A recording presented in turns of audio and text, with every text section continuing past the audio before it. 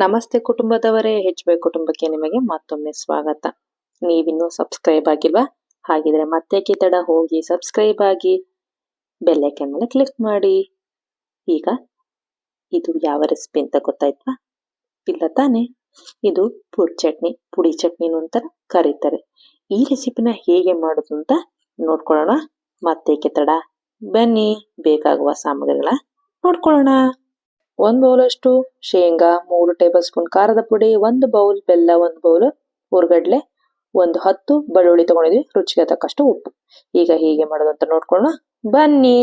ಮೊದಲಿಗೆ ನಾವು ಶೇಂಗಾನ ಫ್ರೈ ಮಾಡ್ಕೋಬೇಕು ಸ್ನೇಹಿತರೆ. ಮೀಡಿಯಂ ಫ್ಲೇಮಲ್ಲಿ ಗ್ಯಾಸ್ ಸ್ಟವ್ ಆನ್ ಮಾಡ್ಕೊಂಡು, ಅದಾದ್ಮೇಲೆ 1 ಬೌಲಷ್ಟು ನಾವೇನ್ ತಗೊಂಡಿರೋ ಶೇಂಗಾನ ಒಂದು ಬಾಂಡಲಿಗೆ ಹಾಕೊಂಡು ಚೆನ್ನಾಗಿ ಇದನ್ನ 1 ಸ್ಪೂನ್ ಸಹಾಯದಿಂದ ಫ್ರೈ ಮಾಡ್ಕೋಬೇಕು ಸ್ನೇಹಿತರೆ.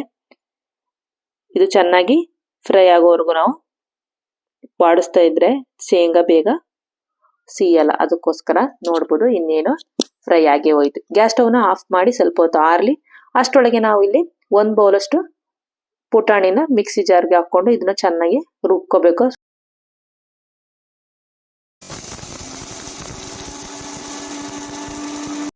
ಈ ಥಿಕ್ನೆಸ್ ಅಲ್ಲಿ ನಾವು ಪುಡಿನ ರುಬ್ಕೋಬೇಕಾಗತ್ತೆ ಸ್ನೇಹಿತರೆ. ಅದಾದ್ಮೇಲೆ ಈಗ ತಾನೇ ಏನು ಹುರಿದಿಟ್ಕೊಂಡಿದ್ವಿ, ಸ್ವಲ್ಪ ಆರಕ್ಕಿಟ್ಟಿದ್ದಲ್ವಾ ಶೇಂಗಾನ ಹಾಕೊಳ್ಳೋಣ. ಎಲ್ಲಾ ಶೇಂಗಾನ ಹಾಕೊಂಡು ಅದಾದ್ಮೇಲೆ ನಾವು ಈಗಷ್ಟೇ ಏನೆಲ್ಲ ತೋರಿಸಿದಲ್ವಾ ಆ ಎಲ್ಲಾ ಐಟಮ್ನ ಹಾಕೊಳ್ಬೇಕಾಗುತ್ತೆ. ಖಾರನ ನೋಡ್ಕೊಂಡು ಹಾಕೊಳ್ಳಿ. ಅದಾದ್ಮೇಲೆ ನಾವು ಇದಕ್ಕೆ ಬೆಳ್ಳುಳ್ಳಿನ ಹಾಕೊಳ್ತಾ ಇದೀವಿ.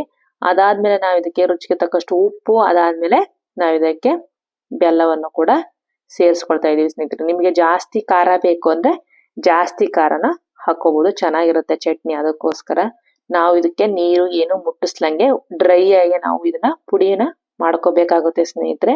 ಆವಾಗ ಪುಡಿ ಚಟ್ನಿ ಚೆನ್ನಾಗಿರುತ್ತೆ.